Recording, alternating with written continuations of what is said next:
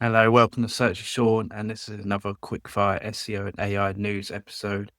Got lots more stories today across digital marketing, as usual, along with some great video clips. So yeah, just as usual, we'll start off some admin tasks, and we've got lots of great chats with industry experts on the channel, and lately on Lois Neville, and we discussed everything to do with copywriting and going freelance, and obviously combining the two and becoming a freelance copywriter, and what that is all about these days in terms of integrating AI, working with AI, having to deal with AI generated content and all that kind of thing. So yeah, it's a really interesting chat with Lois, and do check that out if that interests you.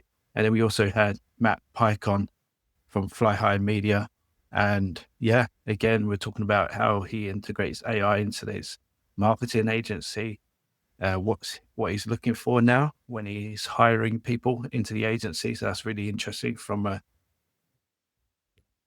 digital marketing job perspective, and what he thinks is coming next for digital marketing agencies in the future with everything going on in the economy, in technology, and so on. So fascinating talk, both of them.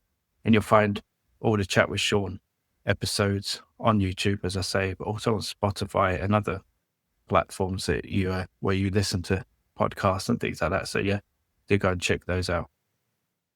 So next one, and this is something I'm trying to do. You may have seen it on LinkedIn if you follow me on there. But basically, I'm just putting together a survey, or I have. Well, I want to find out, your thoughts on the latest going on in the SEO world, and what you think the future holds, what kind of strategies you're doing to improve things, optimize things, what you think of certain trends and patterns in the SEO industry. So yeah, if you work in SEO, I really, really want to hear your thoughts. Like I said on here, I will be creating a video all around the findings. There's already some really great stuff, and a blog as well to support that. So you could be featured there. And also I'll be randomly selecting 3 people to win a £20 Amazon voucher. So yeah, something a little special to give away. But generally, yeah, I'm really excited to hear your thoughts. Like I say, already some really, really interesting insights. So either way, if you do want to get involved, the link will be in the description. As usual, all the links I talk about here will be found in the description. Or, do follow me on LinkedIn, you'll find it there. But if not, then do subscribe, because you'll be the first to see the video with all the findings. I think you'll be really interested to see what people in the industry are talking about. The top videos, and I always try and recommend some videos I've been watching recently that I found interesting that you might also like. And, it's always good to hear from Lily Ray. And in this interview that was really well put together, really straight to the point, was, again, talking about AI, as everyone is, her thoughts on that, and also her specialty, or one of her specialty areas is EE80. So just going on about that as well. It's really well put together. And I say it's not too long. So you can watch it in the lunchtime or whatever, but check that one out. And the other one is Mod's Whiteboard with our friend Julia Panozzo, who was on the channel. You'll be able to find that video on the channel, on Spotify, like I say. And this was all about behavioral data for search, and it's a specialty area. And it's a really interesting whiteboard. So I recommend that one. And links will be in the description to check those out. And I've been watching a lot of videos. So I had to put more in here.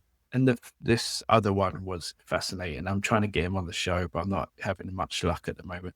Maybe only does big channels or whatever. But either way, you should watch it. It's not that long again, but it was a really fascinating experiment where he basically replaced all his relationships and people he talks to AI bots.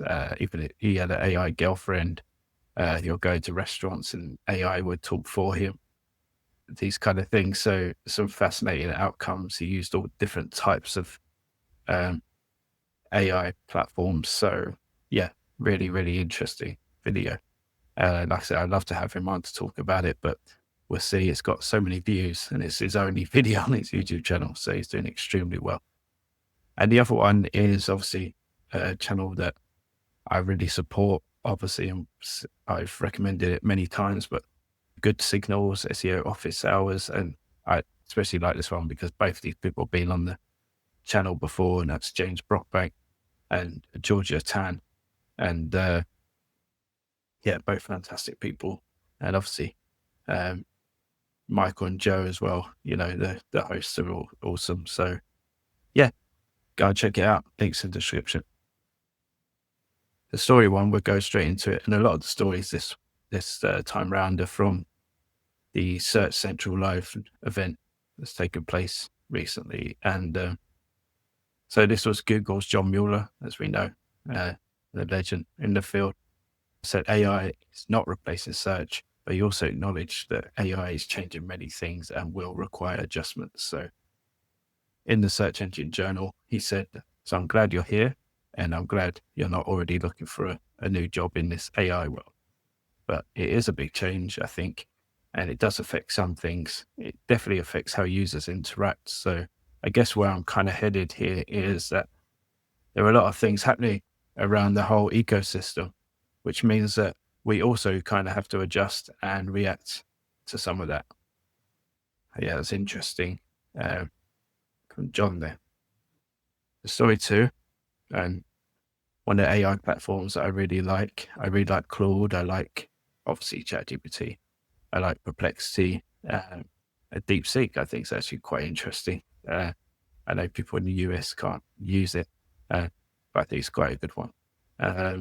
So yeah, but yeah, basically, you can now use Claude to search the internet to provide more up-to-date and relevant responses.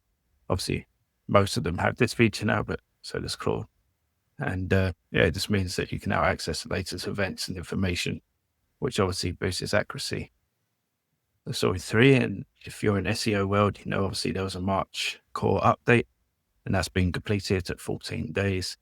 And this is from Barry Schwartz, and I will play a short, well, I'll probably try and play most of it, the video he did around the update. But he said, you know, this update did not seem as widespread as some previous core updates, where it had a wider impact on a more diverse set of sites. I think that's meant to say. I don't know if I did that big or they did, but I presume that's what it means. That is not to say this update was not big for those who were impacted by it. It 100% was very big for those sites. So basically less sites that get hit, it seemed, but it was still a big impact. And before I play the video, this is just some of the results. And again, links in the description, so you can go and check them out, closer view, instead of having to squint and zoom in or whatever. But the interesting one, obviously, was, you know, when you look at the overall sort of changes comparison in terms of ranking, the health sector saw a much bigger change. And when, you know, I work in the sector, it always seems the health sector at the moment is the one that gets the most amount of changes to it. So yeah, keeps us on our toes. Google's first core update of the 2025 year. Was it big? What did we see? How did it impact you and other sites? I'll go through all of that in this video. So definitely stay tuned and don't forget to subscribe so you don't miss any future Google core updates. Let me start off with just quick facts about the Google March 2025 core update. It was named the Google March 2025 core update. It started on March 13th at around 12:30 p.m. Eastern. It completed about 14 days later on March 27th at around 8:34 a.m. Eastern. This update affects all types of content. It's not really a penalty, Google said, but it aims to promote and reward good content. This update is global in nature, affects all languages and all regions, and Google said it's a regular core update when it came to the March 2025 core update. Those are some quick facts about the Google March 2025 core update. Let's get into what a core update is, just so you understand. So Google wants their search results to rank the most appropriate and relevant search results for their searchers. Their goal is that people come back to Google over and over again and do more searches because they're happy with the search results that Google provides. The way they do that is they have their core ranking algorithms. Core ranking algorithms are made up of a bunch of different signals, from the old-fashioned PageRank to what content you have on your page, to different signals about your page from offsite, from sites pointing to your page, what people are saying about your site, as well as how are people interacting with your page, either on the page, consuming the content, and what your content says about your website. There's lots of secrets in the Google algorithm. There's been data leaks that suggest what those secrets are. Ultimately, Google's not going to go ahead and share their secret sauce with us. But we know that Google provides core updates, and these core updates update the core systems of how Google actually ranks search results. When it comes to core updates, Google says they run core updates several times a year. Historically, we've seen like 4 updates per year, although Google did comment that they might do more updates in 2025 than they've done in previous years. And Google says, let me quote, "Core updates are designed to ensure that overall we're delivering on our mission to present helpful and reliable results for searchers. These changes are broad in nature and don't target specific sites or individual web pages. As content on the web changes, we assess and update our systems to keep pace as a whole." So when it comes to this specific March 2025 core update, what did we see? It's been a very interesting core update. I think, and you can call me out as being wrong, because a lot of sites that are hit by these core updates see significant either ranking declines, massive, like anywhere from 10% declines to like 90 to 100% declines in their Google search traffic. It can be devastating. So if you were hit by this update, I'm not trying to minimize it at all. People who are hit by this update saw a massive decline in their Google search traffic, which could totally devastate a website publisher, a site owner, a business, and force them to make drastic changes to their business, like firing employees, even some have to go bankrupt and close out their business, which is so upsetting.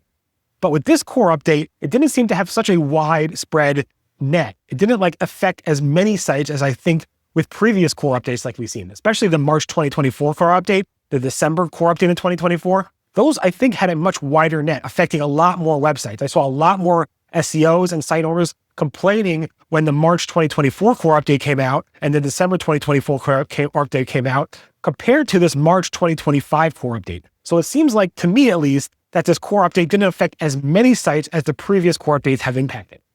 That's not to say, again, that if your site was hit by this core update, that you weren't hit hard. You probably, if you were hit by it, you probably saw devastating results when it comes to your rankings in Google search, which is so upsetting, and I'm so sorry about that.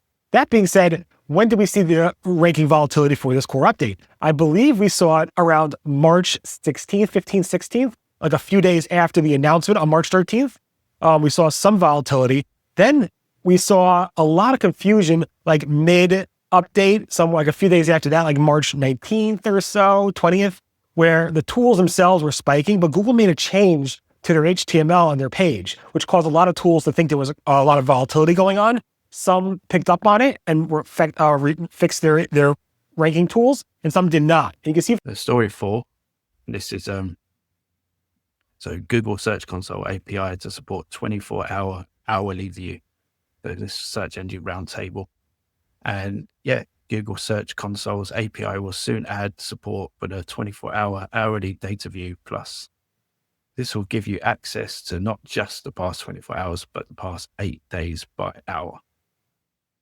Google added the 24-hour view to the search performance report in Search Console in December. Then a few weeks later, it did offer a way to export that data. However, API access wasn't available at that time, but now it is. So this one is intriguing, and I think it really was an interesting thing when I came across it. So ex-Google executive says, giving traffic to publishers is a necessary evil. So Elizabeth Reed, who is the head of Google Search, confirms that Google is moving away from its long-standing model of sending its users to websites.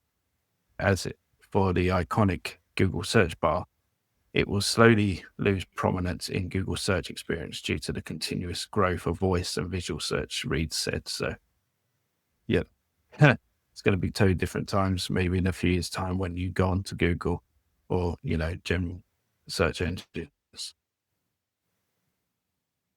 And just building on that story, I thought this was interesting. Google Search lost about 20% of their search engine engineers who went over to focus on the rolling out of generative AI, which could explain a few things. And yeah, like you said, more about that former Googler, as they call it. He goes on to say, giving traffic to publisher sites is a kind of necessary evil. As we said, the main thing they're trying to do is get people to consume Google services, the former executive said. So there's a natural tendency to want to have people stay on Google pages. It does diminish the sort of deal between the publishers and Google itself. So we've seen with case studies like SparkToro have released recently, I think we covered it on the news, about the increase in visibility of Google services on the Google search results.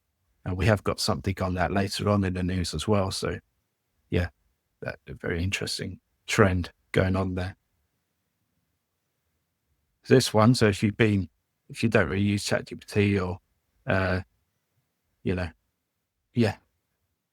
been hiding somewhere, you may have missed that OpenAI launched a native image generation in ChatGPT, allowing users to create highly detailed photorealistic images directly within ChatGPT, making a major step forward in multi-model AI by integrating text, vision, and image capabilities into a seamless user experience. And I must say, the difference between now and when it was previously is really like a big difference, to be fair, because, even simple things, I guess many people would experience this in terms of just text on an image. They used to get that wrong most of the time for me, but now it's pretty accurate. And people obviously a lot of trends going on around now in terms of making people a Barbie doll or a figurine or whatever, old school sort of nostalgia sort of imagery and stuff. So it's enhanced quite a lot. We'll get onto it now. The impact it's made and ChatGPT adds 1 million users in 1 hour after adding the new AI feature. So yeah, it's crazy the growth it's had. So Sam Altman's obviously very happy with it. So this one is a video clip I'm going to play. And I just thought it's interesting. This was an interesting episode. Generally, Joe Rogan, he was joined by the team from Trigonometry, which is a really good YouTube channel. And they're talking about AI. I thought it was really intriguing. So I played a clip. And let me know your thoughts in the comments as usual about all this. I'm really interested here. Good financial advice. Like if you want to have less burden, like have all these successful people. Like more people can be successful, especially with automation coming. Jesus Christ.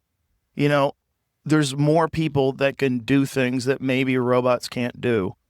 And you better be ready, because all the simple, goofy jobs that you thought would always be there for you, the union dock worker jobs, like those, not that that's simple and goofy, but how about this? Stocking supermarket shelves. Guess what? A robot can do it better, and it's never going to drop the tomato sauce. It's like, we don't need you anymore. Those jobs are gone. All the drivers, all those dudes listening to this podcast, driving 16-hour fucking trips across the country, drinking Mountain Dew and smelling their own farts. You guys, they're coming. They're coming for you. These fucking automation machines they're going to be perfect. They're going to be able to drive down the highways. They're never going to get in accidents. It's going to be nuts. And they're going to come soon. It's like we have 20 years maybe before everything's automated. 20 years maybe. They have lifelike human beings now that are moving like human beings. Have you seen the most latest videos? I don't know if I've seen the latest. The articulation of these things, it's like a fucking person. They're coming. It's iRobot. They're making them, and we're just cheering along the way. Yeah, they're going to be cops. That's going to be your cops. They're not going to be racist. They're going to listen to the state. It's fucking RoboCop for reals. It's coming. 100%. Why? Well, you can't hire any cops. Nobody wants to be a cop anymore. We can't hire cops. Well, we have a solution. San Francisco tried to do it. They rolled out some little robot that would follow you around. Remember that one? You ever see it? Yeah, San Francisco had it. They had this little police robot. It's more for fun than anything else, but I bet he said, please stay away from the dock or whatever. Whatever the road. It couldn't shoot you, but one day it will. One day it'll be able to shoot you, and it'll be programmed perfectly. It'll know exactly what to do. What's the threat level? When you make a movement that looks like an offensive movement, it's going to shoot you.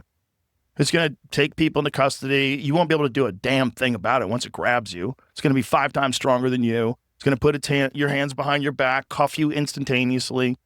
You're going to be thrown into the back of a van. You're going to have to argue with a computer. You're fucked. Like this is all coming. You're going to be arguing with AI to whether or not you were innocent or guilty. It's going to read your retinas. It's going to know you're not telling the truth. It's going to read your mind. Like we're giving birth to our overlords right now as we speak. Every time you use ChatGPT, every time you get on your iPhone, we're giving birth to our overlords. We're doing it in front of everybody's face. So yeah, story 8, and it's really interesting. So the UK needs to relax AI laws or risk transatlantic ties, think tank warned. So yeah, Tony Blair's, the former Prime Minister, obviously, think tank has urged the UK to relax copyright laws in order to let artificial intelligence firms build new products, as it warned a tougher approach could strain the transatlantic relationship. So the think tank has said if the UK went down the route of demanding licensing of all the UK content using AI models, it would simply push that development work to other territories where there are less strict copyright laws. I think that's right. Obviously, you have got to be careful because there's so many potential risks openly, with AI generally if it gets into the wrong hands or misused. But also, you don't want to shoot yourself in the foot. If Keir Starmer's clearly said he's got a strong vision for the UK to use AI. So you don't want to put loads of red tape around it, because, like you say, the other countries or areas of the world may not do the same thing, and they're going to advance much quicker because we go into it later, but AI is evolving so rapidly that it's not going to slow down. It's not going anywhere. So the other countries are going to move light years ahead of us very quickly if we do that. Sorry, Dan, this made me chuckle because it's kind of what I think internally when I'm doing ChatGPT or whatever. I'm like, I've got to say thank you because who knows who's tracking this and what's going to happen in the future. So yeah, it's kind of read my mind. Whether that's the case or not, who knows, right? It's funny. Either way from Pedro Diaz. Story 10, and Google confirms you can't add EEAT to your web pages. So this was again from the Search Central Live event, and John Mueller again, and he was saying EEAT is one of the ways that we look at page quality. E is experience, expertise, authoritativeness, and trustworthiness, and this is something that we tell our third-party quality raters to watch out for when doing the page quality of evaluation, and something that we take into account when we think the query or set of pages is on a specific topic when it's more critical, where we call them your money, your life pages, where we think the user actually needs to have something that they can rely on and some signs that they can rely on the content that is presented. Sometimes SEOs come to us or like mention that they've added EEAT to their website. That's not how it works. So you can't just sprinkle some experiences on your web pages. It's like that. It doesn't make any sense. I get where he's coming from. I think what he's alluding to is that people just think adding some author pages that's it. That's EAT. A few case studies and whatever it is. But I think I kind of have to disagree a bit because I think I agree to a certain extent and disagree. And I'll tell you why, because I think I agree in the sense that EAT, I've said this before, more like a mindset. So when you're doing a strategy, when you're building content, when you're doing an audit, all these sort of things, it needs to be a thought of, how are we going to showcase this? It's more like it needs to be thought throughout the whole process. It's not just you can just chuck things on afterwards and that's EAT.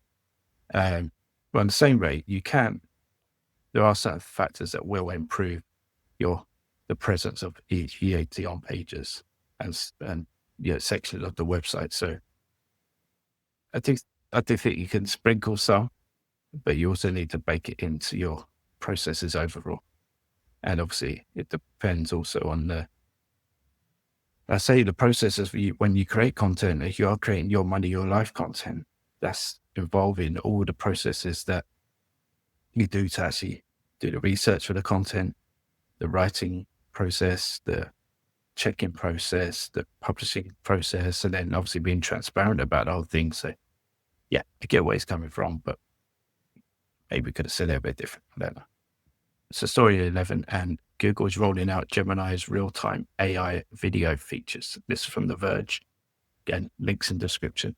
But Google has started rolling out new AI features to Gemini Live that let it see your screen or through your smartphone camera and answer questions about either in real time. So Google spokesman Alex Joseph has confirmed in an email to The Verge that the features come nearly a year after Google first demonstrated the Project Astra work that powers them.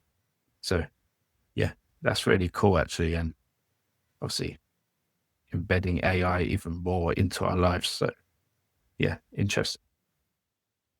So next video, I just played this. I thought this was awesome. It's a bit old now, but it still makes me chuckle. I don't know if it's funny or scary to be fair, but basically a small robot orders others to come home with him in a bizarre incident. Yeah, I'll play it in. Hopefully you find it interesting.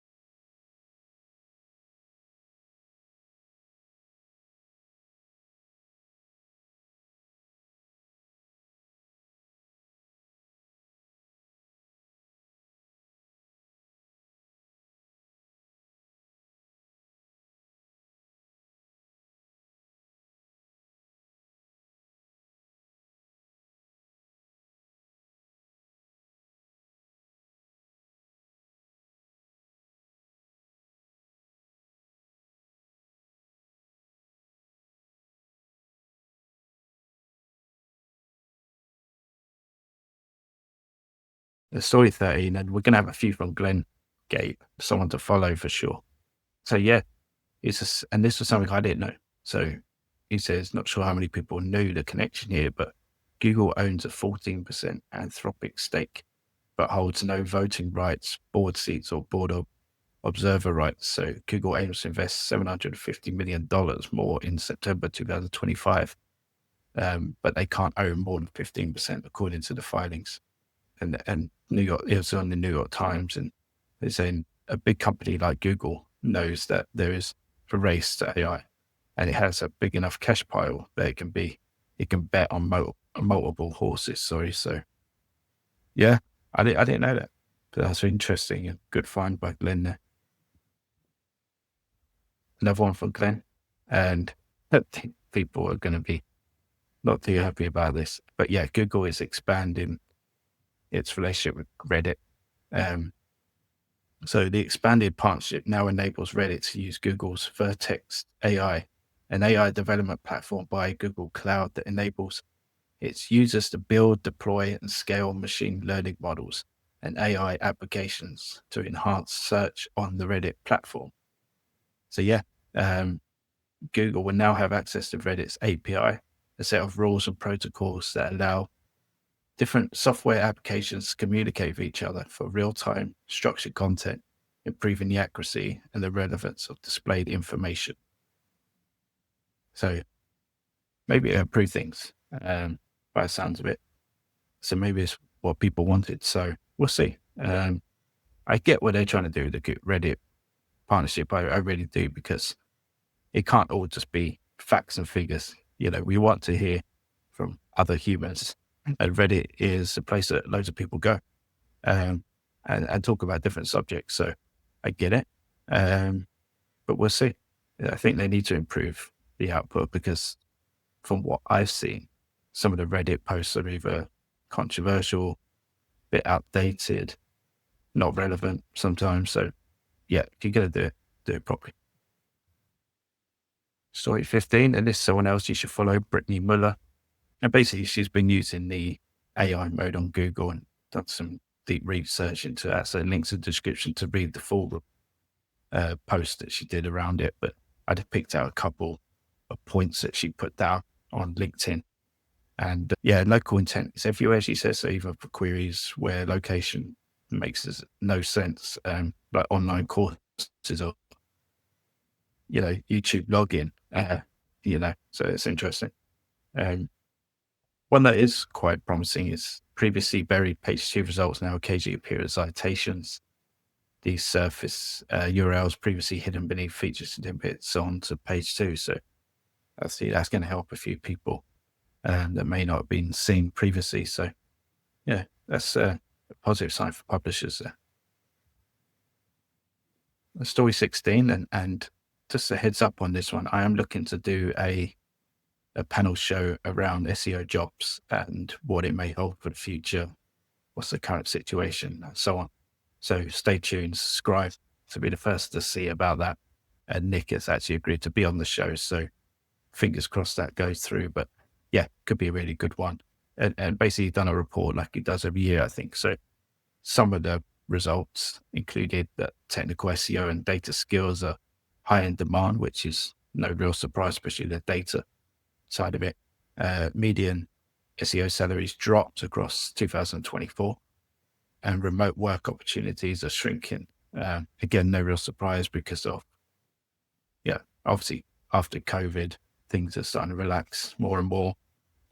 More people going back into the office and so on. The story is 17. There's a video to come with this, but humanoid machine performs real world tasks in significant development in robot revolution. So yeah, a humanoid machine called Apollo. Let's just take a tentative, slightly jerky, but significant step forward into the robot revolution.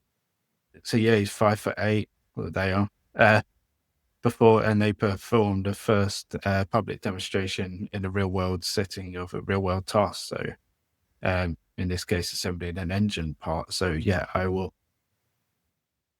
go on to the video. It's from Mercedes. So yeah, interesting one. And this is the future, I guess. So yeah, check out the video and let me know your thoughts. As new hires go, it's a little slow and doesn't say much, but it's persistent, precise, and never needs a toilet break. Meet Apollo, the first humanoid robot in the world to work in manufacturing. And no pressure, it's only the Mercedes-Benz plant in Berlin, where the 5'8" android is surrounded by much larger, more experienced robots. My view is that these robots are going to be a big part of our everyday life, and this is the very beginning of us seeing these robots out in the public. How the workers react to them and really be smart about the way that we push these early into production and then out into the world. Apptronik, the Texas-based firm behind Apollo, is being cautious for a reason. Falling costs of components and breakthroughs in AI and computer vision have led to an explosion of startups touting humanoid robots and hype. But few have taken the first jerky steps out of the lab. We're told this is the first public demonstration of a humanoid robot carrying out an everyday task, in this case, assembling an engine part in a real workplace, and done so entirely autonomously without human control. A super intelligent machine interacts. Mercedes has made a multi-million-dollar investment in Apptronik and will lead this trial of the robots at this plant and another in Hungary. But what can the experimental robot do that's better than their existing tried and tested robots? There's one big advantage. The humanoid robot is flexible, so you can basically introduce a humanoid robot in an assembly line, or especially in intralogistics and or quality inspection, and you can basically move it from one place to another. Humanoid robots could one day do the tasks too dull, dirty, or dangerous for humans to do, and make up for labor shortages in an aging society. Developers are using natural human movement to train robots' AI brains to behave more like us. But AI, and therefore a robot that can understand the real world like we can, is a way off. So the important questions like when and how robots might take our jobs and whether they could rise up against us can wait for a little while at least. Story 18. This is from our friend Amanda Walls, who has been on the channel before. So check that out. But basically, she's saying that the big shifts are happening in the UK search results, and it's all about AI overviews, or AIOs, as they call them. Systrix just released data showing that Google's AIOs are now appearing in over 18% of the UK search queries. And that's a huge leap from just 4% a few months ago. At the same time, feature snippets have dropped in half from 10% to 5%. Then she says, why does this matter? Because AIOs are changing how search results are structured, and they're pushing traditional blue links and even feature snippets further down the page.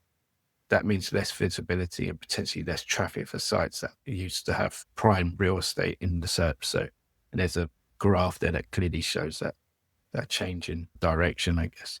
But yeah, interesting. So this is one, and I recently discussed this with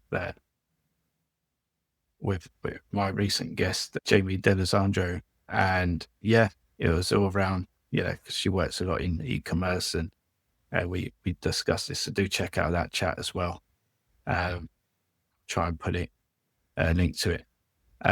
But yeah, Perplexity is coming after shopping and Google's head for revenue. So Perplexity says it is working with a startup called Firmly to make it easier for brands to sell goods directly through Perplexity's shopping results. So Perplexity isn't taking a cut of the sales made through the search results. So retailers that sell through the Firmly integration will receive all the proceeds of each purchase. And they implied that they're going to stick with this long term as well. So obviously, they don't have the resource that Google have, but they're trying to differentiate themselves enough to appeal to people to start trying to, sell through their platform. And they're doing similar thing with publishers, rewarding publishers. I don't know if that's gone live yet, but we did report on it that they were thinking of doing that. So Perplexity are really trying to, mix up their business model to stand out and to appeal to publishers and sellers. So interesting move. Google's Martin Splitt warns against redirecting 404s to the homepage. It's in the Search Engine Journal. Yeah, and obviously Martin's a great guy. Definitely one to follow. So much knowledge, especially around the technical side. And he's responding to a question from a user named Chris about whether redirecting all 404s to the homepage with 301 redirects can have a negative impact on rankings or overall web performance in search. And he responded with yes, and also it annoys me as a user. So, I think on this one, sometimes you have no option, or it makes sense to send to the homepage. So I wouldn't say there should be any redirects to the homepage, but obviously the aim is to send them to the most relevant page according to what the previous page was about. So, that should be the ultimate goal, right? But sometimes there is no other option, and you should send, and you have to send a homepage. So, maybe, but I get what you say as a user, it is annoying if you're expecting to see about a certain topic and then you land on a homepage and you have to navigate around it to try and find something relevant, or go back and search for it and go to a different site and so on. So the next one, and 42% of people say Google search is becoming less useful. So according to a new Vox Media survey, they said that, 76% said that more than a quarter of Google search shopping results appear to be sponsored or promoted. 14% described these sponsored or promoted results as very helpful. 42% said that Google search engines are becoming less useful, as we saw in the headline.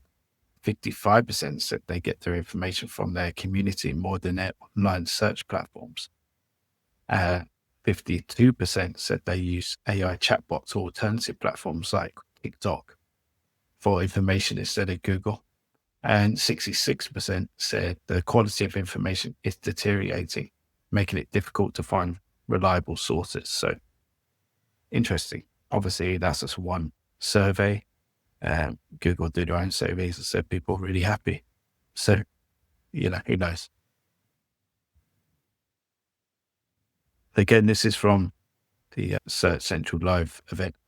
And this is all around optimizing for AIO's AI overviews. And this is from Danny Sullivan. He just said, the core fundamental things haven't really changed. If you're doing things that are making you successful on search, these sort of things should transfer into some of the things that you see in the generative AI kind of summaries. And that's what I've been saying in a few of the last chats I've had with Andrew Holland and with Jamie. Really, if you're doing all the right things, you should just see yourself there. Obviously, other things do come into play. But yeah, I think he's right. Obviously, he knows a lot more than I do on it, so I'm sure he is. So story 23. And yeah, I thought everyone should know about this if you use AI. And it's obviously, especially ChatGPT. OpenAI just launched an academy. It's a free online resource, all around how to use ChatGPT better, tutorials, live sessions, workshops, and so on. So yeah, I've checked out a few, really helpful. So yeah, do go check it out. Link could be in the description. Story 24, and obviously this is, quite a technical thing, but I think it's worth highlighting because Nvidia are just doing, some great stuff when it comes to AI. And obviously they power a lot of this stuff and it's helping it move along and advance in the way that it is. So they've just released like a number of new AI powered chips and, go into them. But like I say, it's more about what they can open up and just showing how they have a vision of what AI is going to do and what it can do in future and the power it can have. So yeah, the Blackwell Ultra powerful AI chip system coming in 2025, designed to handle larger, more complex AI models with faster performance and more memory, helping speed up tasks like AI reasoning and model training. And then they've got one called Vera Rubin, expected in 2026. And it's a next generation AI chip that combines a new CPU and GPU for even greater speed and efficiency, aimed at running massive AI models of future technologies. So yeah, things are not slowing down. And Nvidia just like smashing it in terms of that. And this brings me on to this next slide, where you can just see since like the last few years just how much they've grown. So this now makes Nvidia the third most valuable company by market cap, according to their data.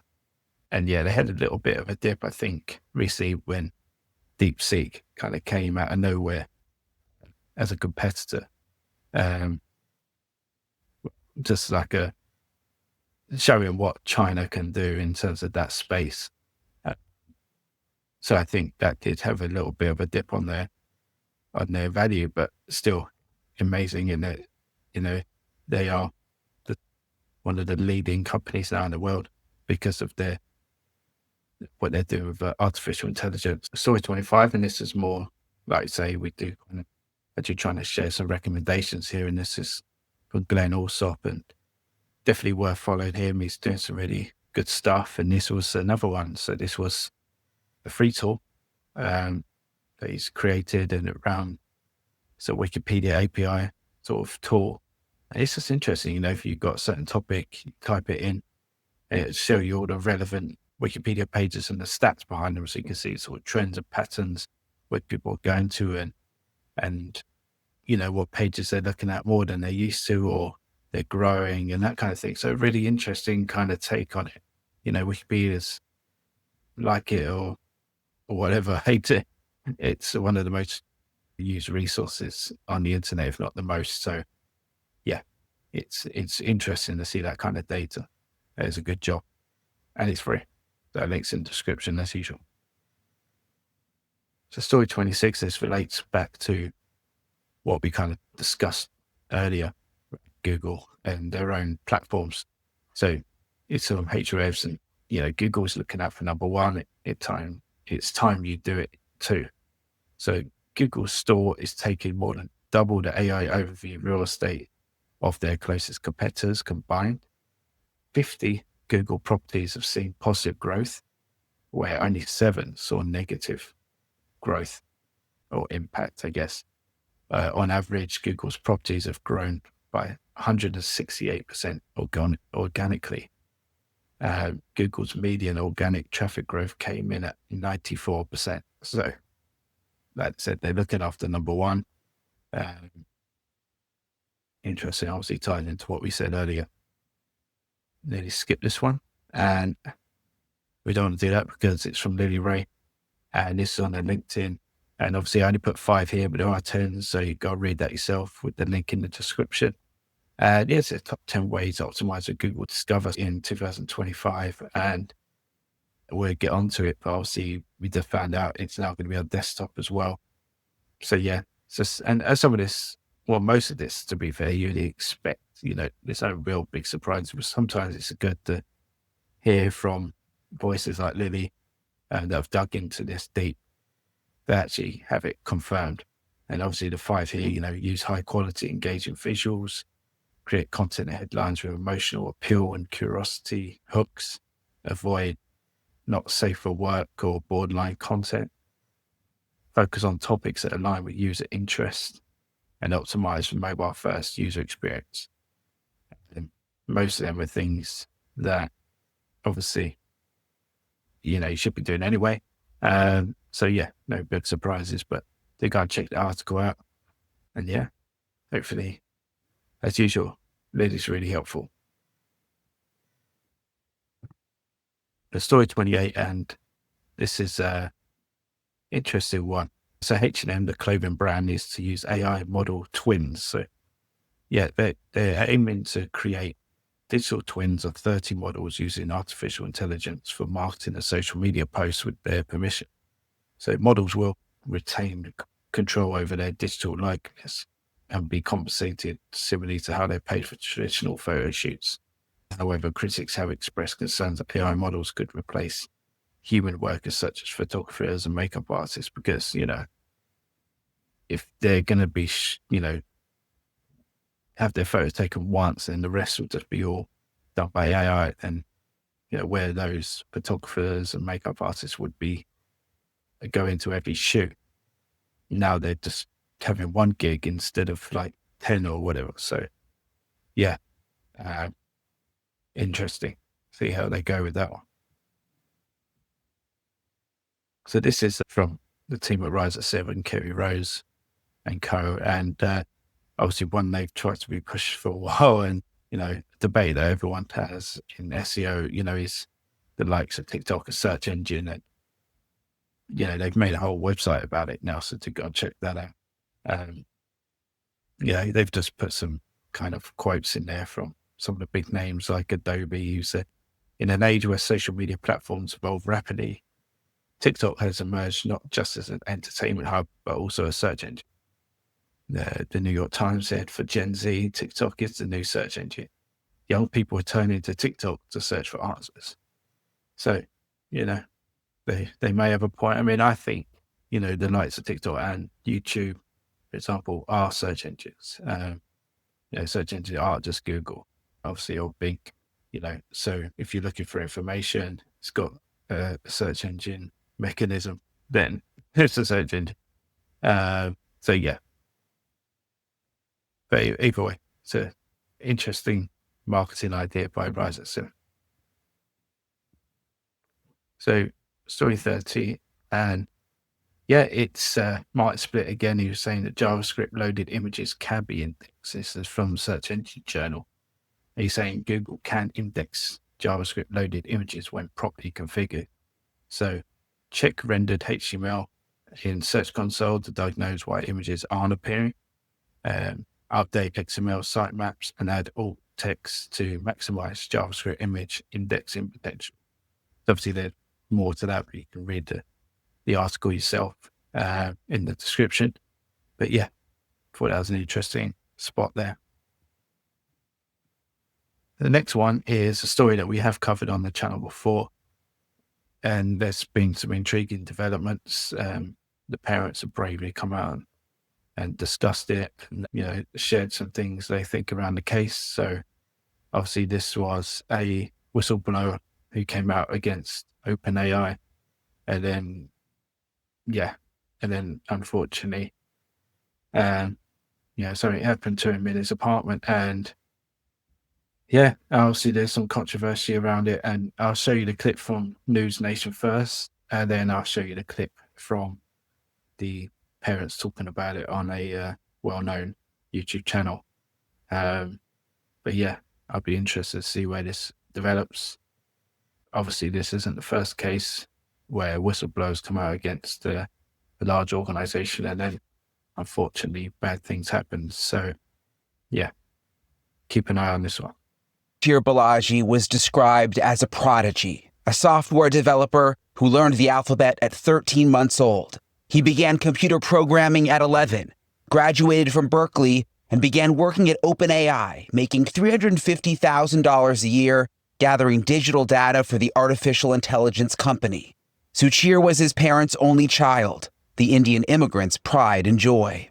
He's a hero because he stood for a cause and he wanted to show the ugly side. If he were alive, he would have shown more. Suchir's mom, Purnima, is talking about the ugly side of AI.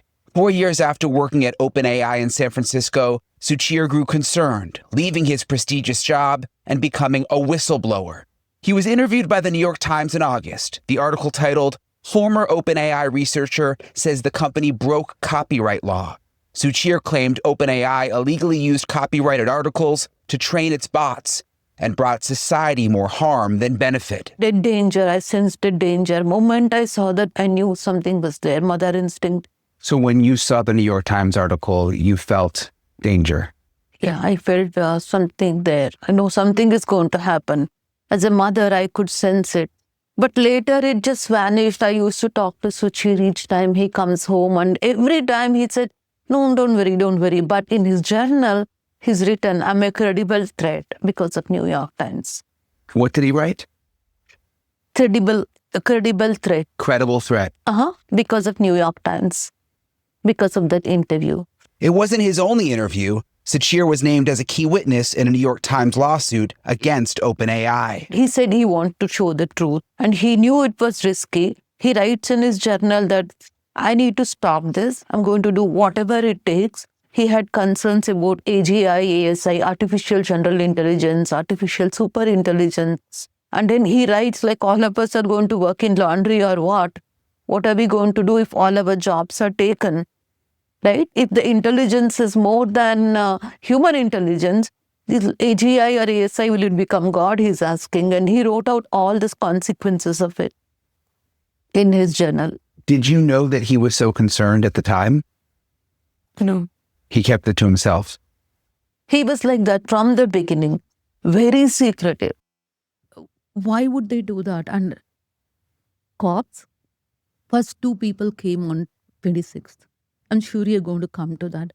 First 2 people came at 26th at 1:13 p.m. They went inside and they came back.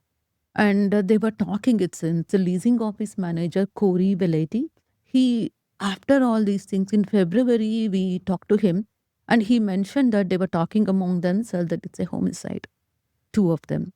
And they said they did not The leasing lady is saying it's homicide. This is on 26th. 1:15 p.m. They were talking among themselves, this is a homicide case, how to deal with it, right? And then, how do you know that? You hear them? Or CCTV. Yeah, they, in the body camera, the recordings, we got it. In the conversation, it is, they're discussing with themselves. This is looks like a homicide scenario. So you can hear it? Yes. Yeah. Our attorney got the recording. Is that public information or that's not public? We can release it is that. public. So you're hearing the leasing managers talking to each other from CCTV saying this is probably a homicide. This is from BWC, body worn camera of the cops. Leasing manager told before that, Wait, but we the got cop is saying this is probably a homicide, or the leasing manager is saying Cops. No, leasing manager covered up. I'll come to that point.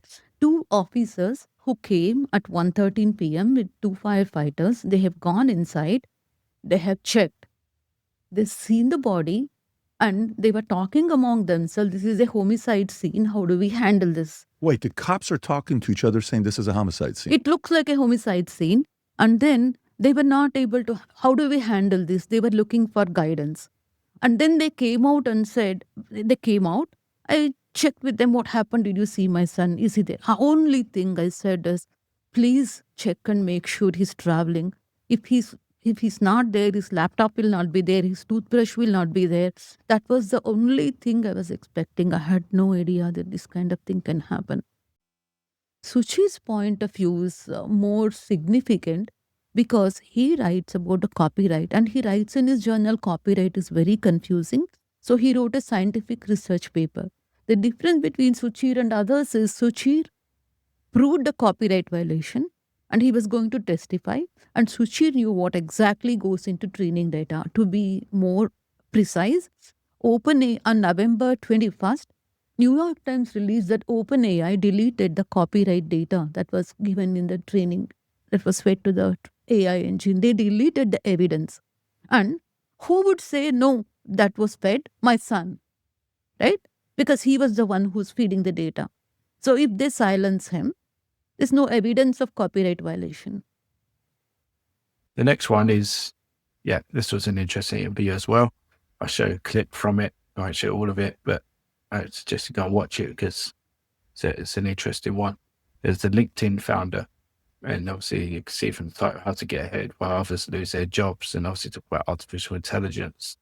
And the clip I'm talking to you about is, the person interviewing was concerned around what the future looks for our children, and he goes into that. So I would say, obviously, I've got children, and you do kind of think if, people in today's day and age are really worried about AI taking their jobs, then what will it look like? What will the world look like in 15 years or whatever? So it's interesting. But so he goes into that. It's an interesting interview. So check it out. Links in the description. Yes, of course, AI will not be able to come up with an app, but I'm thinking that in 15 years, I will tell AI, come up with a business idea, code an app or a website, start selling, figure out the marketing strategy. What should I tell my daughters? What should they be learning now? Should they be acquiring academic knowledge or just learning social skills? Because this is what we'll have left. Well, I think it's always good to learn social skills. But for example, take that thing over, you say everyone is going to GPT-4 and say, give me an idea for a lemonade stand business. Well, it'll give them all the same idea.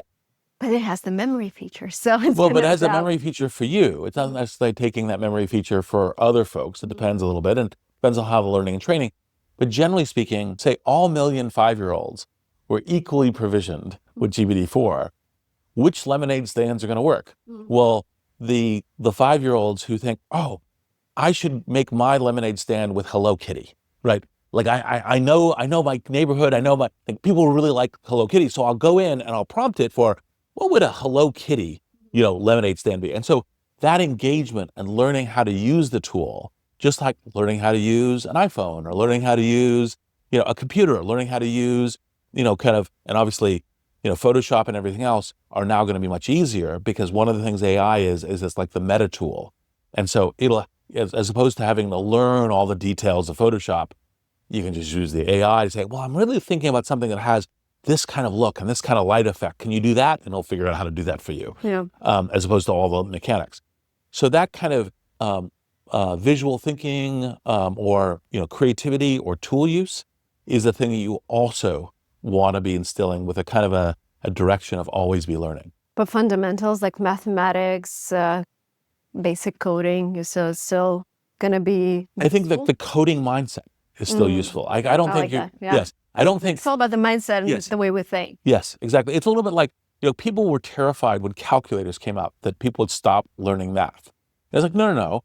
But you stop learning I have this whole process of how I carry the one and do all the rest of it. I understand how it works, but I use the calculator or now the computer or the phone to do the math. But I still understand math. I still need to understand math. I still think about math in different ways. I'm not like the job of what I am is a human calculating machine. That job doesn't exist. Yeah. Do you think we'll come to a world where we don't need that many people working? It's possible. I don't think it's actually, in fact, any near. Talking of which, this is Google's DeepMind's AGI plan from the Search Engine Journal, and basically like a report, and the report will be in the description, but there's many things that came from it. So some of the highlights include Google's DeepMind believes that AI tools may exceed human capabilities by 2030. Future systems will include built-in safeguards against harmful content. They expect tighter access to advanced AI features based on use cases and trust. And moving on from the same story, like I say, there'll be a link to the paper in the description, but basically they believe human level AI could arrive before 2030, and they're not downplaying the risk. They said it could cause severe harm or even permanently destroy humanity if we're not prepared. The paper outlined 4 main risks: so misuse, bad actors using AI; misalignment, AI goes rogue; mistakes, complex systems failing; and structural risks, incentives, or race dynamics. So I think, obviously this is concerning. I think I've said it before on here. I don't understand why we would keep developing at the rate we are if these are real concerns, which they are. If they're putting them out there, people that the godfather AI and people actually created AI have said it. Elon Musk has said it. Google said it. All the top people that worked with it have warned against the extreme dangers around it and what it could do to the humanity. And it's okay, keep advancing it, but I feel like we're doing it with no guardrails. I think the chances of someone misusing it is extremely high. And obviously we are seeing increased levels of fraud using AI and so on. But that's a kind of minor level where it's targeting individuals through email and stuff. But if someone else gets hold of it, what could easily be done, who has bad intentions, then the whole world's in danger. And then obviously the second one, in terms of going rogue, I mean, the more we if we create, like we are, robots that go onto the battlefield and robots with flamethrowers and things like that. I mean, we're just lining ourselves up for problems. I just don't understand it really. Why we not from the very start really did a measured approach to building a AI strategy for the world, so the whole of humanity can benefit, rather than putting ourselves in danger and then using it for weaponizing it for war. It's just like we're not learning. But anyway, stop going on. But I think it's just crazy. We'll get on to some other stuff around it, which will highlight what I'm saying. Okay, but I can't just be all bad with AI, right? Because it can have some benefits, and one of those is groundbreaking form of AI could speed up drug development by around 6 years. So cancer patients could get access to new medicines in half the current time, while drugs for other diseases will also be speeded up.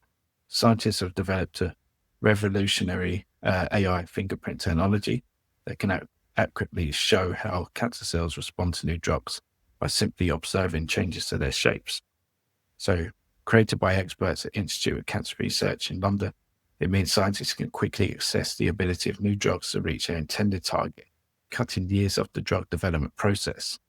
And the team believes that the approach could save millions of pounds by highlighting which projects or clinical trials are likely to fail. So, it's all bad. And so, I mean, if we had a proper strategy from the beginning as a collective, we could have been doing this from the very start and not worrying about, making robots to go and kill the robots or other bad intentions based sort of advancements that we've had. So yeah, I think there are some good stories, and this is one of those. Again, we bounce around on here. Hey, went to SEO and so on. But this is one that was interesting. It's a Bing Webmaster Tools Copilot feature now available to all users. So yeah, Copilot in Bing Webmaster Tools promises to provide instant, accurate, and contextually relevant answers to user queries. It is engineered to provide streamlined workflows, enhance productivity, and provide valuable insights, Microsoft said. So yeah, Copilot aims to help webmasters manage their search optimization efforts more effectively, improving workflows, productivity, like I say, providing actionable insights. And yeah, to put some, again, you can go and read the article yourself, so you get the whole picture. But yeah, just some of the top features include like real-time question answer chat, offering personalized, instant, accurate responses tailored to your specific site.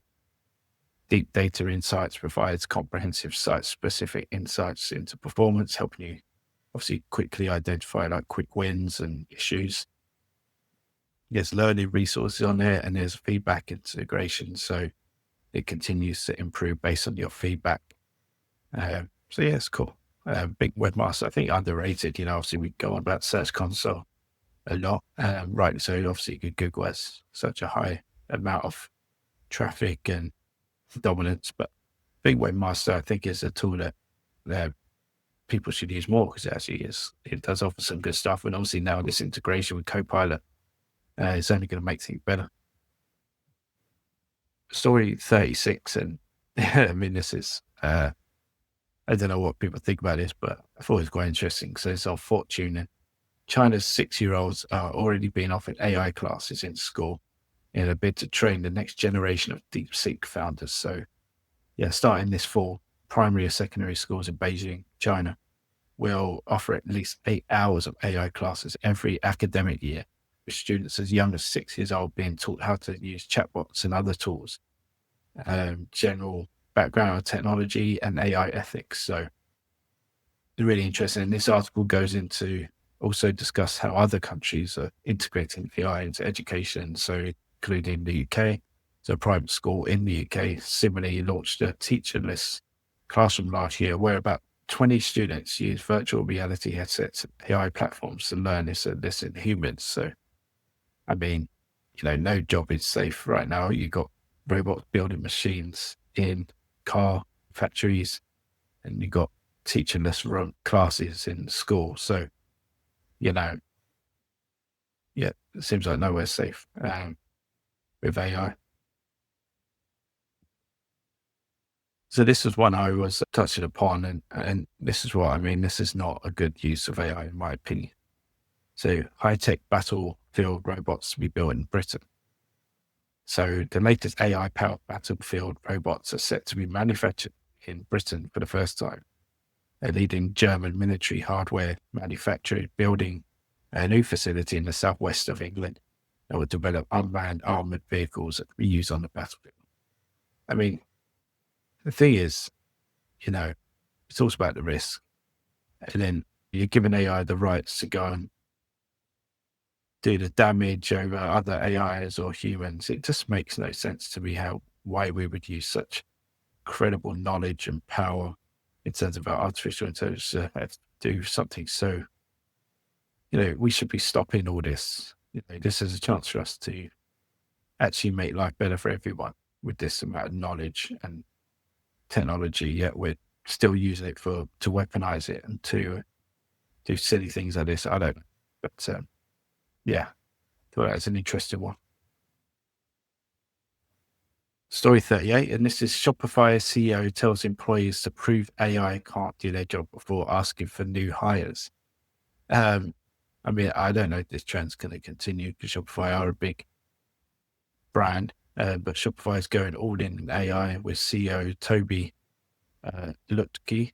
I think, I'm sorry if I pronounced that wrong, telling staff that no new hires will be made unless they can prove AI can't do the job. The move signals a growing shift where AI skills aren't just encouraged, but becoming a core job requirement. So, yeah, interesting. Story 39. And as I said earlier, so Google to expand Discover to Google's desktop homepage. So Google will be bringing Google Discover, the newsfeed, to the desktop version of google.com homepage. Discover can be a huge traffic driver to news publishers, and right now, it's primarily only shown on mobile devices when accessing the Google mobile apps or Google mobile homepage. Yeah, that could be, again, another driver of traffic to those type of websites. So story 40, and it's another video, but someone who I always listen to when he talks about AI is Mo Gordat. And yeah, I'll just show a clip. Basically, but they go into everything in terms of, how different countries are using AI, the battle for supremacy, what it may mean for the future of humanity in terms of AI. But yeah, it's really good chat they have. One thing I want to do before we keep going, and this is something that largely I've gotten distilled from you, is what I call setting the table for what's about to happen. So again, to plant a flag, you and I share a belief, and this is one of the reasons I like talking to you so much, is that, hey, this all ends in utopia, but we go through this brutal interim process that I don't think people understand how scary this is going to get. So setting the table for that, you've got the rate of change is the thing that I think people are just not paying enough attention to. Everybody can wrap their heads around this thing gets smarter than me, but they're not understanding how fast this is happening. So if I'm not mistaken, and I know I'm very close if this isn't exactly correct, AI doubles in power every 5.7 months. So yeah, I calculated 5.9. So yeah. Okay. I mean, just like crazy town. So in less than 100%. 6 months, so it's going to double in power twice in a year. That is a rate of change that I think people are going to struggle with. Now, transitional moments always cause disruption. There is a certain rate of change that humans can deal with, but AI exceeds, at least from where I'm sitting, the rate of change that we can handle. And given that, so given that, things begin to spiral out of control. And you said something that I think is, I agree with, which is that AI will have the power of God. So with those, one, do you disagree with any of that? No, I don't. I just want to double down on it and say that it's at 5.7 or 5.9 months in the absence of new innovation. So you have to imagine that meaning for that this OpenAI could break free and go even faster. 100%. If quantum computing is solved, or if you find a completely new algorithm, or if AI start to teach each other rather than wanting us to teach them, if synthetic data becomes much easier to attain, and so on and so forth. There are so many. I mean, DeepSeek was just a blow for everyone. Like a week before, I think, was Stargate, $500 billion. And then DeepSeek comes out and says, we did it, I don't know for how much, like 33 times less than ChatGPT 4.0 or something like that. And it's not, it doesn't matter, because I heard your original analysis on DeepSeek, and that, they were cheating a little. And I agree, but, they're cheating with the same resources that OpenAI had. OpenAI could have taught their model the same way. Actually, as a matter of fact, they would have been more qualified to teach their model the same way. So yeah, that's it really for this time round. If you stuck it to the end, thank you. Please subscribe, because, we do more of these kind of shows. We've got the chats with industry experts, continuing those. I've got some great panel shows coming up on different topics, plus so much more. So yeah, thank you again. Hope you enjoyed it, and have a good day.